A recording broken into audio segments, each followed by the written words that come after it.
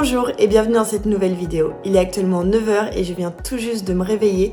Et aujourd'hui, c'est cyclocross. Départ à 12h45, donc je vous emmène avec moi. Je vais aller préparer mes affaires et après, direction la course.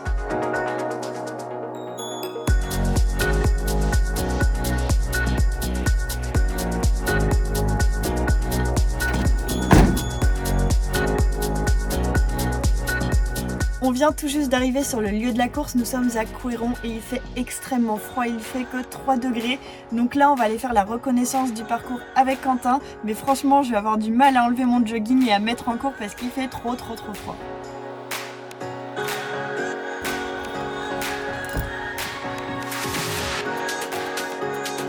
Pour cette course, je serai toujours accompagnée de mon Yoeleo avec les pneus Challenge Limus. Et une fois le dossard récupéré, j'ai pu aller faire une reconnaissance du parcours afin de repérer les endroits les plus difficiles de ce cyclocross.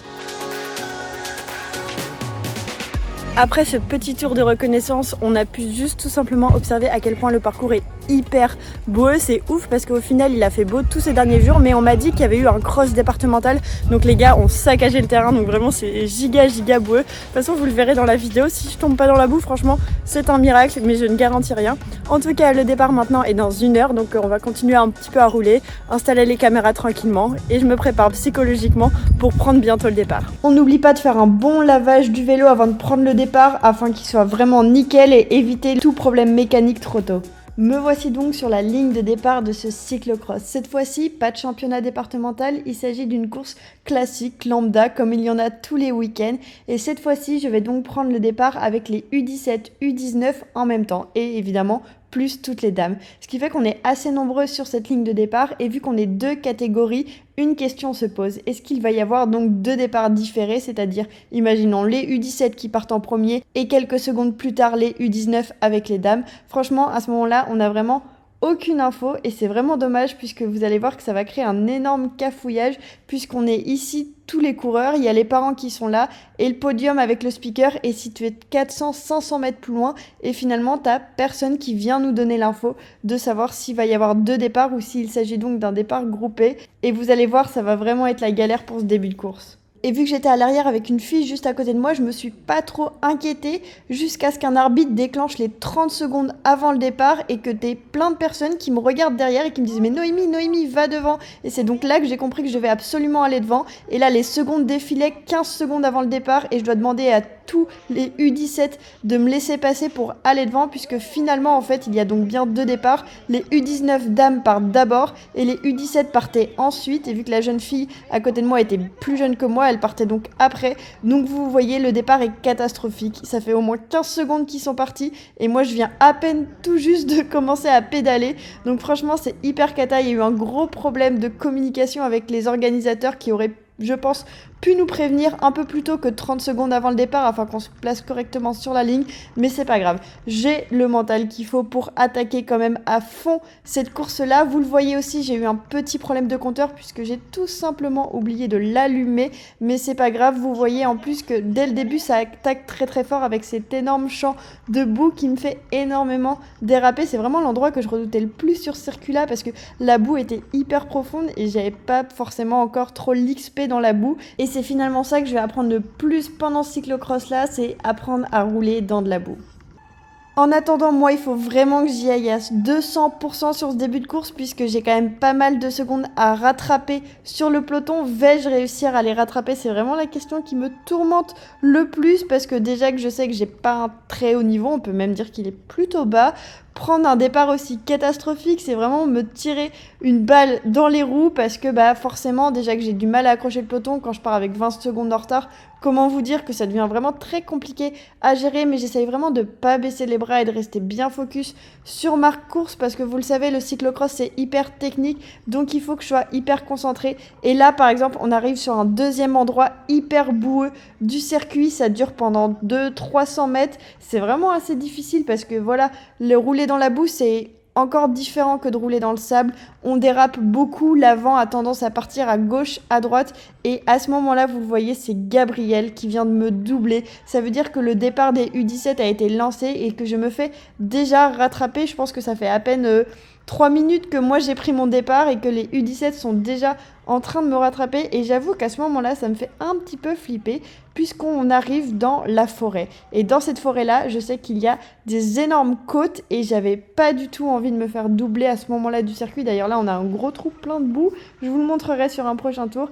Et là, juste sur la droite, on a la giga côte que beaucoup de garçons montent en vélo. Donc moi, je vais tout simplement décider de m'arrêter avant cette côte-là parce que je suis complètement sous pression à l'idée de devoir ralentir les garçons dans la côte parce que je sais que si moi je la monte à pied et que eux arrivent en vélo derrière, je vais devoir les freiner et ils vont devoir du coup poser pied à terre. Bon, c'est un peu catastrophique, vous avez vu, il y a même des garçons qui chutent un peu dans leur course tellement ils sont pris par l'adrénaline du début de course. Donc clairement, cette première côte, je l'ai hyper mal gérée parce que voilà, la pression a fait que je me suis arrêtée en bas. Finalement, j'ai voulu monter à pied, mais du coup, je courais dans l'herbe à côté pour pouvoir laisser le passage un peu libre pour eux. Donc, pas terrible. Mais bon, on arrive déjà dans la deuxième côte de ce circuit-là. Et cette fois-ci, tout le monde la passe à pied parce qu'il y a des espèces d'escaliers avec des grosses planches très hautes que personne peut passer en vélo. Donc pareil, cette fois-ci, elle est plus large. Donc je descends à pied, je monte comme je peux en tirant mon vélo. Mais je me fais vraiment extrêmement freiner. Vous voyez, je suis quasiment à l'arrêt. Là, je marche, je ne cours plus parce que c'est hyper difficile de faire cette côte-là à pied. Donc voilà, vous avez pu repérer les deux côtes les plus difficiles de ce circuit-là. Maintenant, moi, il faut que j'essaye de me focus un peu mieux parce que avec toute cette pression, tout ce stress, je fais un peu n'importe quoi. Je gère un peu mal ma course parce que forcément, c'est pas évident de déjà louper son départ et en plus de se faire reprendre dans les endroits les plus techniques du circuit. Vous allez le voir, là, on arrive sur une autre partie montante et j'ai pas du tout géré bien mon braquet. Du coup, j'arrive plus à avancer, donc je vais devoir descendre de mon vélo. Mais derrière moi, il y avait une fille, une U17 qui voulait passer. Je l'ai complètement gênée. Enfin bref, il faut que je me reconcentre à nouveau pour pouvoir mieux gérer le reste de la course. Bon, ça y est, je suis enfin ressortie de la forêt. Il y avait une autre descente aussi un peu technique que je vous montrerai lors d'un prochain tour. Donc, une fois sortie de cette forêt, j'ai clairement passé, je trouve, l'endroit le plus difficile de ce circuit, le plus technique et celui qui est le plus intense à cause des grosses côtes. Maintenant, je vais aller rejoindre une autre partie du circuit qui est tout là-bas, tout au fond. Et vous allez le voir, il a aussi sa petite spécificité. Le passage technique dont je vous parlais, c'est ce des verts qui commence avec une petite pente montante et puis ensuite on est dans de la boue qui glisse comme vous le voyez. Je perds un petit peu l'avant et puis ça se termine sur cette petite descente là. Donc en soi rien de trop difficile mais avec toujours cette boue un peu omniprésente sur le circuit, et c'est un peu difficile parce qu'il faut faire attention aux glissades qui peuvent très vite arriver. Après ce premier tour catastrophique, fort en stress, en pression, tout ce que vous voulez, en péripéties, je passe enfin la ligne. Donc j'entame mon deuxième tour. Je suis clairement en dernière position, que ce soit le peloton des U19 que je n'ai jamais rattrapé ou le peloton des U17 qui m'a complètement doublé. Je suis donc en dernière position, mais c'est pas grave puisque je suis là pour apprendre et de me mettre dans la condition d'une course, c'est quand même toujours mieux que les entraînements. Donc là, je repasse le champ de boue qui me fait extrêmement freiner, alors que là, il faudrait que je passe très très vite. Normalement, la boue, c'est un peu comme le sable, plus tu passes vite, plus tu survoles, moins tu t'enfonces, donc c'est plus simple. Mon cœur vient d'arriver, vous le voyez, je suis à 190. De toute façon, je pense que tout le premier tour, je l'ai passé entre 190 et 200, c'est extrêmement fatigant la boue, vous allez le voir au fur et à mesure de la course. Clairement, chaque coup de pédale est hyper difficile et très très vite, je vais plus en pouvoir. Très vite dans ma tête, je suis là en mode j'en peux plus, je vais jamais aller au bout. Mais l'objectif, je vous le dis, c'est de finir cette course-là, de s'améliorer de tour en tour sur chacun des obstacles pour pouvoir progresser pour l'année prochaine. Me voilà bientôt de nouveau dans la forêt. Je voulais juste vous montrer à gauche, il y a le stand de mécanique. Il faut savoir pour cette course-là que je n'avais pas de deuxième vélo parce que Quentin avait sa course juste après et que je voulais pas tout lui dérégler et qu'il fallait aussi qu'il aille s'échauffer pendant ma course. Donc je ne peux compter que sur ce vélo-là et que si jamais j'ai un problème mécanique, il y aurait quelqu'un qui prendrait 5 minutes pour le réparer et que je pourrais repartir. Là, on est en bas de la giga côte, donc la descente de vélo, pas terrible, je me suis encore une fois arrêtée. J'essaye au mieux de courir comme je peux dans cette côte-là. Franchement, j'ai pas encore la bonne technique. Vous avez été nombreux dans l'ancienne vidéo à me dire qu'il faudrait que je porte mon vélo sur le dos.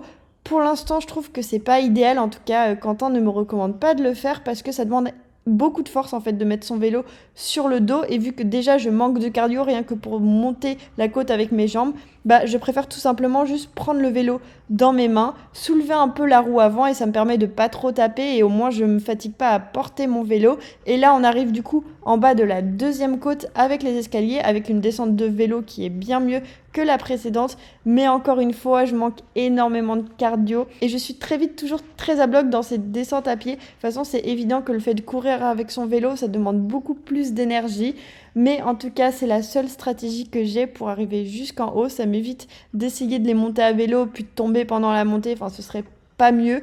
Donc c'est comme ça que je fais, et c'est ça que je vous conseille de faire si vous débutez le cyclocross, c'est de descendre de votre vélo et de monter toutes ces côtes là à pied.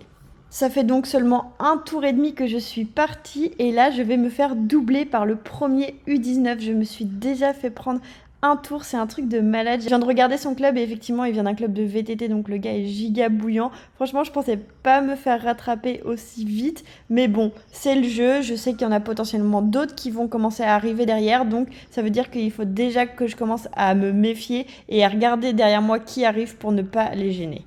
La dernière partie difficile de la forêt que je vous avais pas montré au premier tour, c'est cette descente parce qu'elle est vraiment hyper pentue. Là, je sais pas si c'est correct les données à l'écran, mais on est quand même sur une descente à 20%, ce qui est quand même beaucoup. Donc là, encore une fois, en plus, il faut bien gérer sa vitesse parce que le terrain est très gras, avec beaucoup de terre dans lequel on peut vite s'enfoncer. Enfin, je sais pas trop comment vous expliquer ça, mais en tout cas, j'ai toujours les mains sur les freins pour éviter la chute. Et du coup, là, c'est la sortie pour sortir de la forêt, tout simplement. On a un petit trou qui est juste ici avec une grosse flaque d'eau qui, pareil, je sais jamais trop rouler dedans parce que je sais pas où c'est le plus profond, je sais pas s'il y a un caillou. Donc en fonction des tours, je passe jamais trop au même endroit. J'essaye de trouver le meilleur endroit. C'est vrai que là, à la reconnaissance, j'aurais pu essayer de repérer un peu mieux cet endroit-là du circuit, mais en tout cas tout va bien. Je viens de sortir de la forêt, donc j'ai fait pour ce deuxième tour la partie la plus difficile. On finit ce deuxième tour avec une nouvelle fois le dévers, et je trouve que je m'en sors plutôt bien avec ce dévers parce que finalement j'ai vu des rushs avec beaucoup de gens poser pied à terre, tomber, glisser, et je m'en suis toujours bien sortie. Et ça me rappelle le championnat départemental où pareil le dévers j'arrivais plutôt à bien le passer. Donc même si je suis pas du tout sereine dans les dévers, j'ai toujours l'impression que mon vélo il va glisser et que je vais déraper tout le côté sur le dos. Finalement je m'en sors toujours très très bien.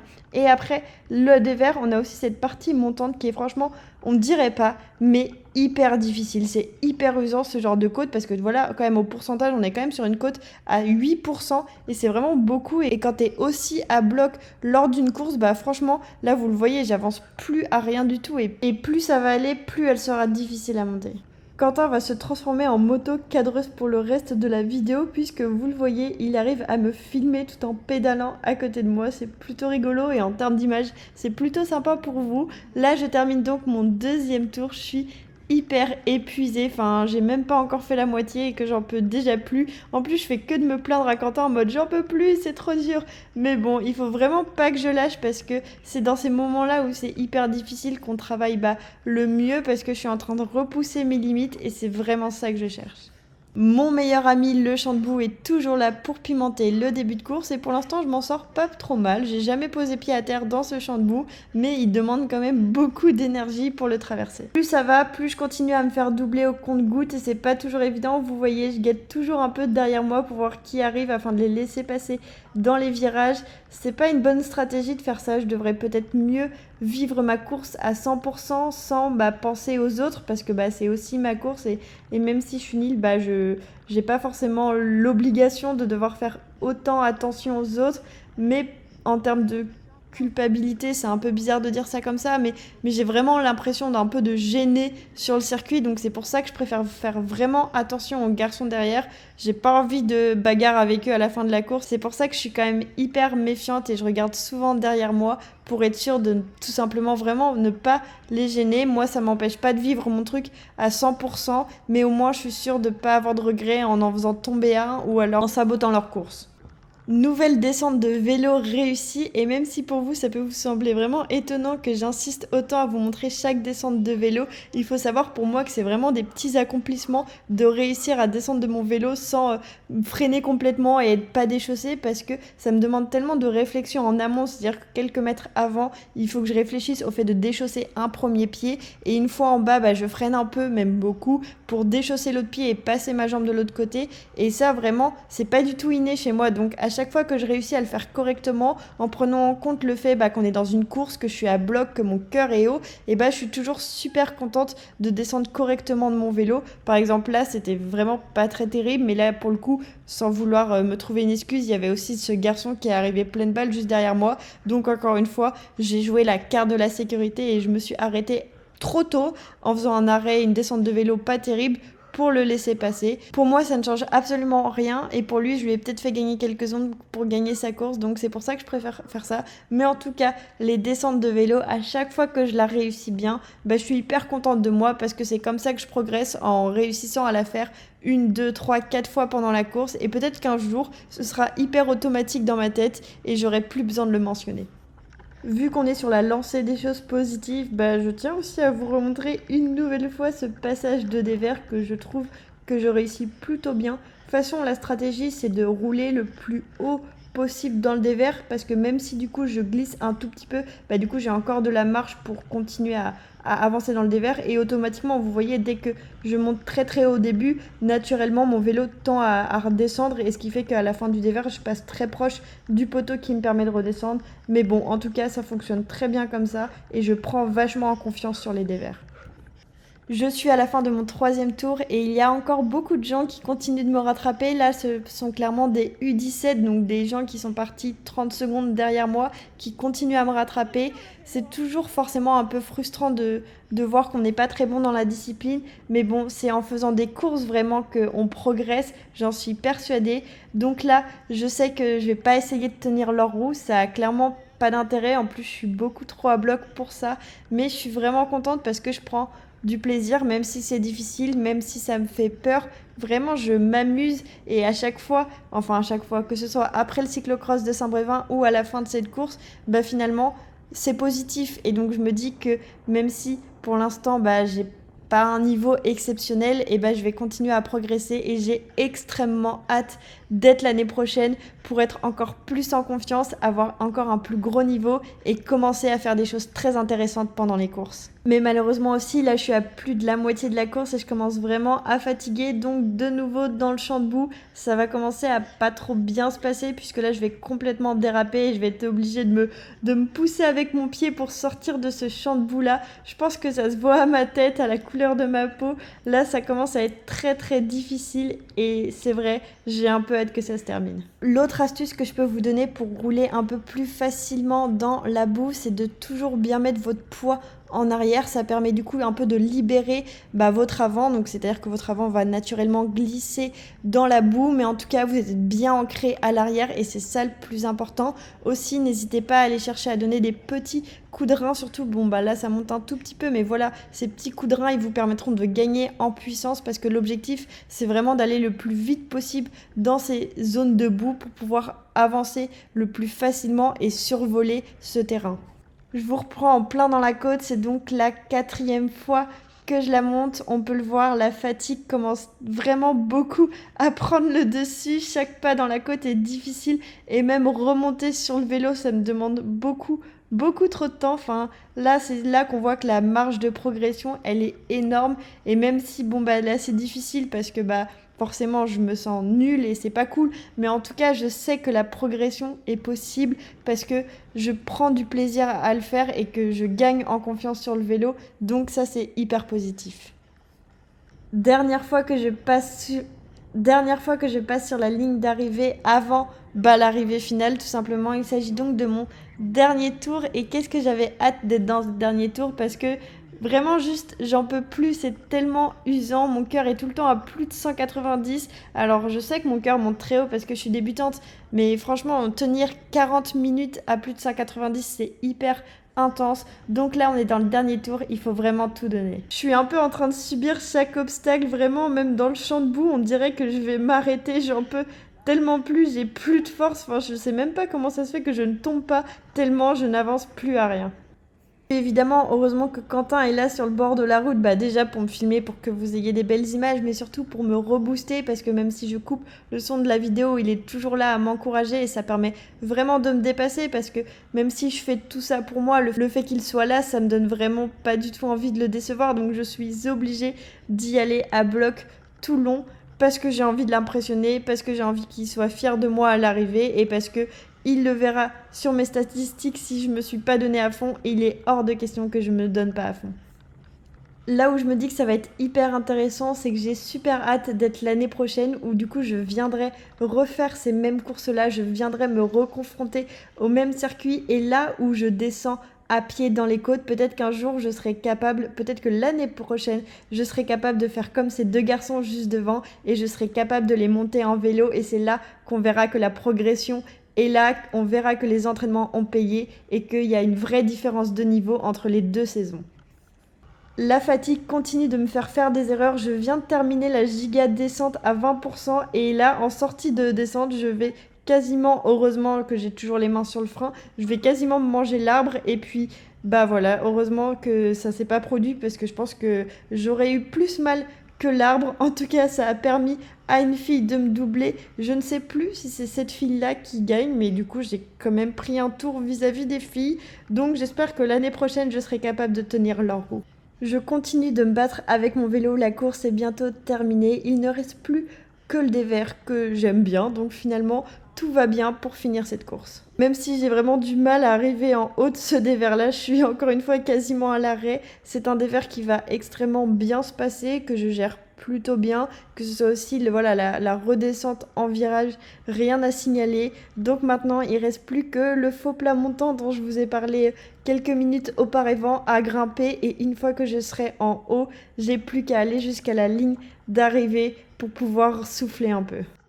Je peine difficilement à arriver en haut du faux plat montant, les pourcentages sont hyper élevés et franchement j'en peux plus, mais ça y est, je suis dans la dernière ligne droite avant l'arrivée. Le vélo est plein de boue, mais heureusement il lui est rien arrivé parce que j'avais pas de deuxième vélo, donc heureusement celui-ci a fait très bien l'affaire. Je suis hyper contente de mon Yo Léo, que ce soit pour faire du gravel ou du cyclocross, je le trouve vraiment hyper bien. Donc ça y est, je fonce tout droit vers la ligne d'arrivée et j'ai vraiment hyper hâte de poser pied à terre.